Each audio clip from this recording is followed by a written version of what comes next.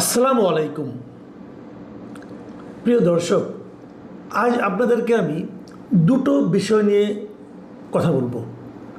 দুই দেশের দুটো বিষয়, বাংলাদেশ এবং ভারত। আগে ভারতেরটা ছোট করে বলে নিই, পরে বাংলাদেশেরটা বলবো। ভারতের ঘটনা হলো, ভারতে গত কয়েকদিন ধরে, কয়েক সপ্তাহ ধরে একটা আন্দোলন চলছিল। তাদের ওই মেডিকেল ভর্তি পরীক্ষার প্রশ্নপত্র ফাঁস হওয়া নিয়ে এই আন্দোলন, দেশের যুবক শ্রেণী স্টুডেন্টরা এই আন্দোলন করেছিল এবং এই আন্দোলনের নেতৃত্বে ছিলেন নতুন গড়ে ওঠা ককরোচ জনতা পার্টি, মানে তেলাপোকা জনতা পার্টি। তারা এই আন্দোলনের নেতৃত্ব দিচ্ছিল এবং এই আন্দোলন ছোট থেকে ধীরে ধীরে বাড়তে বাড়তে পুরো ভারতে ছড়িয়ে যায় এবং তাদের বেশ কয়েকটা দাবি ছিল, 3 দফা দাবি ছিল। কিন্তু সরকার কিছু মেনেছিল, কিছু মানেনি। কিন্তু তাদের প্রধান যে দাবিটা ছিল, শিক্ষামন্ত্রীর পদত্যাগ করতে হবে। এবং ভারতের শিক্ষামন্ত্রী, এরা সরকার যারা ছিল তারা তাদের পদত্যাগ করতে দেবেন না, পদত্যাগ করবেন না, এ ধরনের একটা গোয়ার্তমি। এবং এই গোয়ার্তমিতে শেষ পর্যন্ত আমাদের মোদী সরকারের যিনি প্রধানমন্ত্রী নরেন্দ্র মোদী, উনি গতকাল গভীর রাতে একটা ভিডিও বার্তা বন্ধ দিয়েছিলেন যে ওনারা একটা মিটিং করবেন, সব ব্যবস্থা করবেন এবং যা যা অনিয়ম হয়েছে এগুলো দূর করবেন বলেছিলেন। কিন্তু তাতে আন্দোলন থামেনি। শেষ পর্যন্ত তাদের শিক্ষামন্ত্রী ধর্মেন্দ্র প্রধান আজ শনিবার উনি নিজে থেকে পদত্যাগ করেছেন এবং পদত্যাগ করার পর ওদের আন্দোলনেরও সমাপ্তি ঘটেছে। যখন ভারতে এই ঘটনা ঘটেছে, ঠিক একই সময়ে, কাছাকাছি সময়ে, আপনাদের মনে আছে এই মাসের 13 তারিখে আমাদের দেশেও কিন্তু স্টুডেন্টরা ক্ষিপ্ত হয়ে উঠেছিল এবং তারাও একটা আন্দোলনে নেমেছিল। তাদের আন্দোলনটা কী নিয়েছিল? তাদের আন্দোলনটা ছিল যে 13 তারিখে প্রচণ্ড বৃষ্টি ছিল, প্রতিকূল আবহাওয়া ছিল, অনেকগুলি শিক্ষা প্রতিষ্ঠান ডুবে গিয়েছিল, কোমর পানি হয়ে গেছিল রাস্তায় পরীক্ষা কেন্দ্রে যাওয়ার জন্য। কিন্তু তারপরও আমাদের শিক্ষা মন্ত্রণালয়, বোর্ড, তারা সেই পরীক্ষা বন্ধ করেনি এবং তাদের দাবি ছিল যাতে নাকি পরীক্ষাটাকে স্থগিত করা হয়, যাতে স্বাভাবিক পরিবেশে স্টুডেন্টরা 2 দিন পরে হলেও পরীক্ষায় অংশ নিতে পারে। কিন্তু আমাদের সরকার, আমাদের শিক্ষা বিভাগ, আমাদের শিক্ষামন্ত্রী, তারা তো সেটা স্থগিত করেইনি। বরঞ্চ ওই সময় আমাদের শিক্ষামন্ত্রী একটা বেফাস মন্তব্য করেছিলেন যে এরা সব ফার্মের মুরগির মতো, 1 ফোঁটা বৃষ্টি পড়লেই তারা সব অসুস্থ হয়ে পড়ে। এবং এটা নিয়ে আন্দোলন হয়েছিল। আমাদের শিক্ষামন্ত্রী পরবর্তী সময়ে তার ওই বেফাস মন্তব্যের জন্য সরি বলেছিলেন। এটুকু আমি বললাম মোটামুটি একটা অতীত ঘটনা, গত কয়েক সপ্তাহ আগের ঘটনা। আজকে এই কথাটা আমি অবতারণা করলাম কেন সেটা আপনাদেরকে বলি।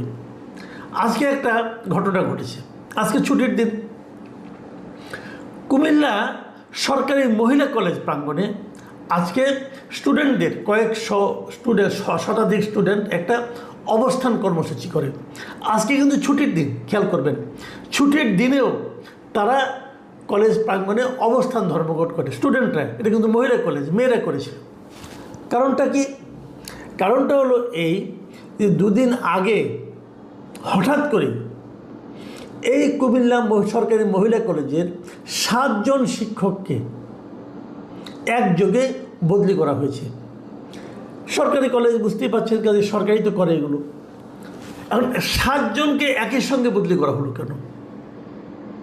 কারণটার কিছুই না। যে স্কুলে পরীক্ষার হলের সামনে পানি, কোমর পর্যন্ত পানি হয়ে গিয়েছিল, স্টুডেন্টরা কষ্ট করেছিল, তার মধ্যে সবচেয়ে বড় সমস্যা ছিল এই কুমিল্লা সরকারি মহিলা কলেজে। এবং এই কলেজের দৃশ্যগুলি বিভিন্ন পত্রপত্রিকায় এসেছিল এবং এই কলেজের স্টুডেন্টদের সবচেয়ে বেশি ক্ষতি হয়েছিল। তাদের ছবি এসেছিল, তাদের বক্তব্য এসেছিল। এই অপরাধে, যে এই ধরনের ঘটনা ঘটতে দেওয়া হলো কেন, তার অপরাধে এই কলেজের ভারপ্রাপ্ত অধ্যক্ষ সহ 7 জনকে এখান থেকে বদলি করে দেওয়া হয়েছে। কোথায় কোথায় বদলি করেছে আপনারা শুনলে বিস্মিত হবেন। যেমন কলেজের উপাধ্যক্ষ একেএম জহুরুল আলম, তাকে 14 গ্রামের চিউড়া সরকারি কলেজে বদলি করা হয়েছে। গণিত বিভাগের অধ্যাপক মোহাম্মদ আব্দুল মালেককে কক্সবাজারে বদলি করা হয়েছে। উদ্ভিদ বিজ্ঞানের অধ্যাপক কনক বড়ুয়াকে নোয়াখালী হাতিয়া দ্বীপে বদলি করা হয়েছে। ইসলামের ইতিহাস ও সংস্কৃতি বিভাগের সহযোগী অধ্যাপক মোহাম্মদুল্লাহ মজুমদারকে লক্ষ্মীপুর সরকারি কলেজে বদলি করা হয়েছে। রাষ্ট্রবিজ্ঞান বিভাগের অধ্যাপক নূর মোহাম্মদকে ব্রাহ্মণবাড়িয়া বদলি করা হয়েছে। হিসাব বিজ্ঞানের আল আমিনকে সিলেটের বিয়ানীবাজারে বদলি করা হয়েছে এবং ইংরেজি বিভাগের সহযোগী অধ্যাপক মোহাম্মদ মহসিনকে বদলি করা হয়েছে বরগুনা সরকারি কলেজে। মানে দেশের বিভিন্ন প্রান্তে দূরবর্তী এলাকায় এদেরকে বদলি করা হয়েছে। বদলি সরকারি চাকরিগুলো তো হতেই হবে, এটা নিয়ে আমার কোনো বক্তব্য নেই। বদলি চাকরি বদলি করবে, তারা কোনো সমস্যা নেই।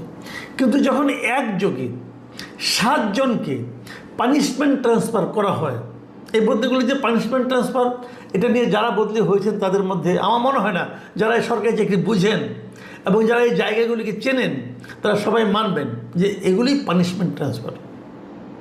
তো একযোগে একটা কলেজে 7 জনকে পানিশমেন্ট ট্রান্সফার করাটা হলো কেন? যদি পানি ওঠার কারণে হয়ে থাকে, তো পানি তো ওনারা বালতি দিয়ে ওঠায় নাই, জলাবদ্ধতার কারণে উঠেছে। জলাবদ্ধতার জন্য যারা দায়ী আপনারা তাদের বিরুদ্ধে অ্যাকশন নেন, তা তো নেন নাই। আপনি নিয়েছেন শিক্ষকদের বিরুদ্ধে। কারণটা কি বোঝা যায়? কারণটা হলো যে এই কলেজের বিষয়টা আলোচনায় কেন এলো? কারণ আলোচনায় যদি আসে, শিক্ষকরা কি সাংবাদিকদের ডেকে ডেকে ছবি তুলতে বলেছিল? এটা কি অন্য অন্য কলেজগুলো আসে নাই? তো আপনারা একজনকে শাস্তি দিয়ে পুরো কমিউনিটিকে বুঝিয়ে দিচ্ছেন যে এই ধরনের ঘটনা যদি আগামীতে ঘটে তাহলে তোমাদেরকে বিরুদ্ধে এই ধরনের ব্যবস্থা নেওয়া হবে। আচ্ছা, ধরলাম তারা বুঝলো, বুঝার পর কি হবে? বুঝার পর কি আর পানি উঠবে না? বুঝার পর কি এই ধরনের ঘটনা ঘটবে না? যদি স্টুডেন্টরা কষ্টে পড়ে যায়, যদি কোমর পানি ডিঙিয়ে একটা স্টুডেন্টকে ভেজা কাপড়ে 3 ঘন্টার পরীক্ষায় বসতে হয়, তো সেটা কি ওখানকার শিক্ষকরা যদি এই জন্য সমবেদনা প্রকাশ করে, এটা কি শিক্ষকদের দোষ? হিসাবটা এভাবে আপনারা ভাবেন একবার। তার মানে হলো যে তোমাদেরকে আমরা মারব, তোমাদেরকে আমরা কষ্ট দিব, তোমাদের জীবনকে আমরা দুর্বিষহ করে তুলব, কিন্তু তোমরা কোনো আওয়াজ করতে পারবা না, তোমরা কোনো শব্দ করতে পারবা না। একবার শব্দ করেছ তো আমরা ধারাবাহিকভাবে শাস্তি শুরু করেছি। শাস্তি দিতে হলে আপনি নিজেকে দেন, ওনার নিজের শাস্তি দেখুন। একটা জিনিস আমি বলি, ককরোচ জনতা পার্টি যে আন্দোলনটা ছিল ভারতে, সেই আন্দোলনের প্রেক্ষিতে একদম শুরুর দিকেই কিন্তু ভারতের শিক্ষামন্ত্রী তিনি স্বীকার করেছিলেন, ধর্মেন্দ্র প্রধান তিনি স্বীকার করেছিলেন, দায় স্বীকার করেছিলেন, যেটা আমার দায়, আমার ভুল। কিন্তু দায় স্বীকারের পরেও আন্দোলন কিন্তু থামেনি। কারণটা হলো কি, দায় স্বীকারটাই কিন্তু যথেষ্ট নয়। যদি কেউ ভুল করেন, যদি কেউ অপরাধ করেন, যদি এর কারণে কারো ক্ষতি হয়, তার জন্য তার বিপরীতে আপনি বলেন সরি, সরি কোনো সমাধান নয়। অপরাধের সাজা হতে হবে। সেই সাজা ককরোচ জনতা পার্টির যারা কর্মী ছিল, যুবক ছিল, ইয়াং ছিল, স্টুডেন্ট ছিল, তারা সেই সাজার জন্য আন্দোলন করেছে এবং সেই সাজাটা হয়েছে। ধর্মেন্দ্র প্রধানকে পদত্যাগ করতে হয়েছে। তো আমাদের এখানে কি হলো? এত এত ছাত্র যাদের অনেকে অসুস্থ হয়ে পড়েছে। ভাবেন একটা জিনিস, এইচএসসি পরীক্ষা যদি ঠিকঠাক মতো না হয়, একটা স্টুডেন্টের কিন্তু জীবনটাই কিন্তু ওখানে শেষ হয়ে গেল, কারণ তার জীবনের গতিপথটাই চেঞ্জ হয়ে যাবে। সেরকম একটা গুরুত্বপূর্ণ বিষয় কি এত ছেলে খেলার মতো করে করা। ওই দিন বৃষ্টি হয়েছে, কোমর পর্যন্ত পানি হয়েছে, এই জিনিসটা সরকারের সবাই জানে। উনি ভেবেছেন এবং ওনাকে নাকি আবহাওয়া দপ্তরে কে কে বলেছেন যে কালকে বৃষ্টি হবে না, সেটা শুনে উনি পরীক্ষা হবে বলে ঘোষণা দিয়েছেন। কেন? উনি কি তখনই ঘোষণা দিয়ে বলতে পারতেন না যে ঠিক আছে পরীক্ষা আজকে হবে না? নিজের কাজটা আমাদের শিক্ষামন্ত্রী ঠিকভাবে করতে পারেননি, কিন্তু এর জন্য ভোগান্তির শিকার হচ্ছে কি স্টুডেন্টরা, যারা ওই দিন ভিজেছে, কষ্ট করেছে তারা, এবং ভোগান্তির শিকার হচ্ছে শিক্ষকরা, যাদেরকে এখন পানিশমেন্ট ট্রান্সফার করা হচ্ছে। দেখুন, এখানেই শেষ না। আমি যে ঘটনাটুকু বলি, আমি ঘটনাটা আসলে কিছুই এখনো বলিনি। আমি কেবল মানে শিরোনামটুকু পড়েছি, মানে ঘটনাটার পটভূমিটা বর্ণনা করেছি। ঘটনা যেটা হয়েছে যে সেদিন আজকে যখন স্টুডেন্টরা কলেজের সামনে অবস্থান নিচ্ছিল, তখন একজন শিক্ষক মোহাম্মদ মহসিন তিনি সেখানে এসে স্টুডেন্টদেরকে বলেন যে তোমরা দয়া করে অবস্থান ধর্মঘটটা তুলে নাও, তোমরা তুলে না নিলে আমাদের ক্ষতি হবে। ভাবুন অসহায়ত্বর মাত্রাটা।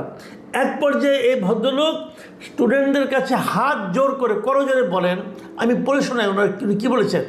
উনি বলেছেন যে সরকারি চাকরি করি, আমার বদলি হয়েছে, তোমরা আন্দোলন করে আমার চাকরিটা খাইও না, আমি পরিবার নিয়ে না খেয়ে মরব, তোমরা আমার সাথে আসো, আমার চাকরিটা থাকবে না। দেখুন ভীতিটা কোন পর্যায়ে পৌঁছেছে। স্টুডেন্টরা আন্দোলন করতেছে, শিক্ষকরা ভয় পাচ্ছে, যাদের বিরুদ্ধে পানিশমেন্ট ট্রান্সফার করা হয়েছে যাদেরকে, তারা ভয় পাচ্ছে এবার না তাদের চাকরিটাই চলে যায়। মানে শিক্ষকদের উপর সরকার এবং আমলাদের যে কি ভয়ঙ্কর নিবর্তনমূলক আচরণ, সেটা কিন্তু আমরা এখান থেকে বুঝতে পাই।